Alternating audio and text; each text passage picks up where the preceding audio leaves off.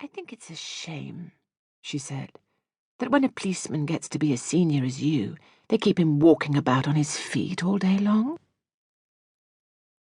He didn't answer, so she bent her head again and went on with her sewing, but each time he lifted the drink to his lips, she heard the ice cubes clinking against the side of the glass. "Darling," she said, "would you like me to get you some cheese? I haven't made any supper because it's Thursday." "No," he said. "If you're too tired to eat out," she went on, "it's still not too late. There's plenty of meat and stuff in the freezer, and you can have it right here and not even move out of your chair." Her eyes waited on him for an answer, a smile, a little nod, but he made no sign. "Anyway," she went on, "I'll get you some cheese and crackers first." "I don't want it," he said. She moved uneasily in her chair, the large eyes still watching his face. "But you must have supper. I can easily do it here. I'd like to do it. We can have lamb chops or pork, anything you want. Everything's in the freezer." "Forget it," he said. "But, darling, you must eat. I'll fix it anyway, and then you can have it or not, as you like." She stood up and placed her sewing on the table by the lamp.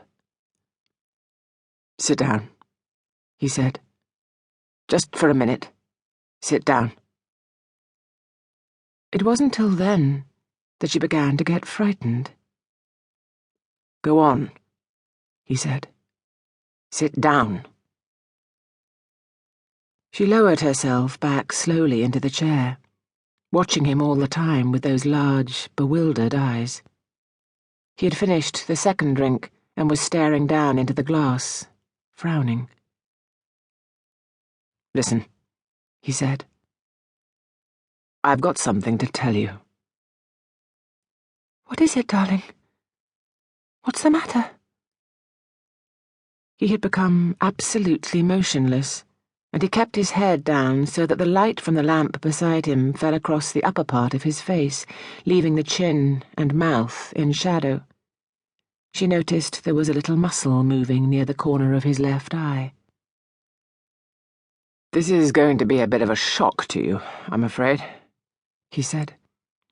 "But I've thought about it a good deal, and I've decided the only thing to do is tell you right away.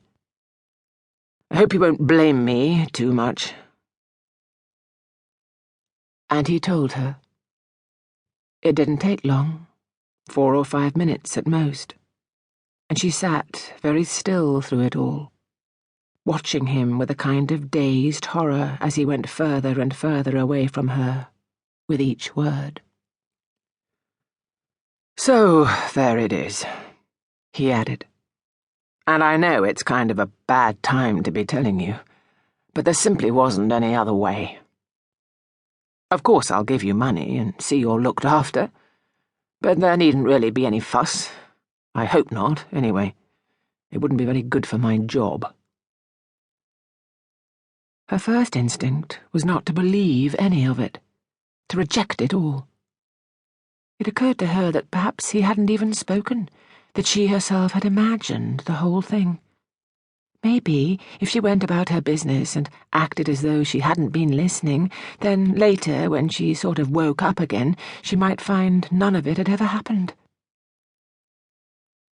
"I'll get the supper," she managed to whisper. And this time he didn't stop her. When she walked across the room, she couldn't feel her feet touching the floor. She couldn't feel anything at all, except a slight nausea and a desire to vomit. Everything was automatic now.